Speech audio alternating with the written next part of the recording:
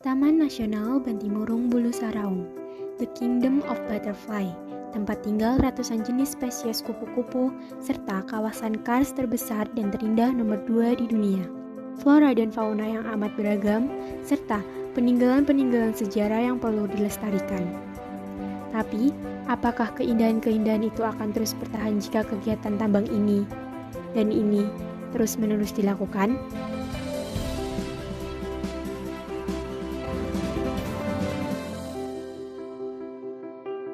Masalah yang terjadi saat ini adalah salah satu kawasan kars terbesar di dunia, Taman Nasional Bantimurung yang berada di Kota Maros dan Pangkatjene, Kepulauan Pangkep, Sulawesi Selatan, mengalami degradasi yang cukup parah. Semakin banyaknya pembukaan wilayah pertambangan menyebabkan ekosistem yang berada di kawasan ini terancam.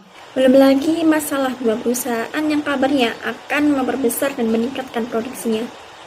PT Bosawa akan meningkatkan produksi pada 2014 dari 1,8 juta ton menjadi 3 juta ton per tahun melalui pembangunan pabrik baru yang sedang berjalan. Dan PT Tonasa di tahun yang sama meningkatkan produksi dari 4,7 juta ton menjadi 6,7 juta ton per tahun. Apalagi, eksploitasi kars di kawasan TN Bubble tak hanya untuk semen. Aktivitas tambang lain mulai marak seperti halnya marmer. Sejumlah tambang marmer milik masyarakat mulai bermunculan, termasuk rencana bergabung dengan perusahaan nasional. Sedangkan ancaman lainnya, aktivitas pengambilan bahan material untuk bahan bangunan dan pembuatan jalan. Hal ini terjadi karena sudah terdapat dua pabrik semen, yaitu pabrik semen Bosawa dan Tosana, yang merencanakan pembangunan pabrik baru di Kecamatan Simbang dan Tompulbu. Dengan luas sekitar 500 hektar, 300 hektar dari hutan produksi, dan lahan warga berlokasi tepat di kawasan kars. Terlibat dalam permasalahan eksploitasi perbukitan kars adalah PT Bosawa dan PT Tonasa. Ada juga beberapa masyarakat dan pihak-pihak tidak terdaftar yang memiliki bisnis tambang. Penyebabnya yaitu adanya dua pabrik semen besar di Sulawesi Selatan, yaitu Semen Bosawa dan Tonasa. Investornya PT Kons dari Cina dengan nilai investasi 5 triliun rupiah. Penggunaan air di Bosawa dan Tonasa bisa mencapai 12% dari total air di kawasan tersebut.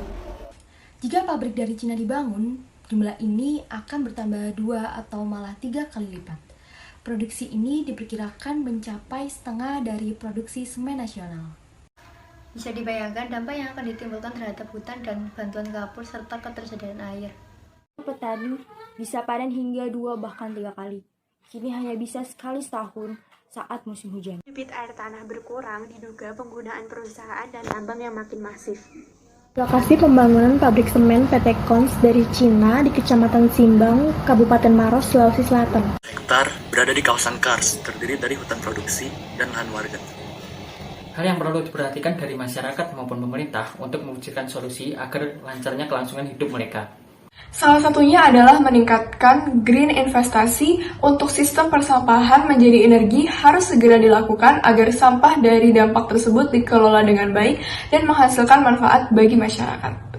Selain peran masyarakat dalam memberikan solusi, upaya yang dapat dilakukan pemerintah untuk mengurangi dampak negatif dari kegiatan pertambangan di Indonesia adalah pembenahan regulasi dengan mencabut kebijakan-kebijakan di bidang pertambangan yang secara hierarki bertentangan dengan Undang-Undang Dasar 1945 dan semangat yang ada di dalamnya. Berhati-hati dalam membuat kebijakan di bidang pertambangan, membuat standar pengelolaan lingkungan hidup yang tinggi dalam industri pertambangan, membuat kebijakan pertambangan yang berpihak kepada masyarakat, dan memberi perlindungan kepada masyarakat yang berada di sekitar lokasi pertambangan. Kita siapa? Jaya. Samba, berani berkarya, semangat 45. Siap ikut Samba 2021. Kami bangga ada di Fakultas Ekonomi. Kami bangga masuk UM.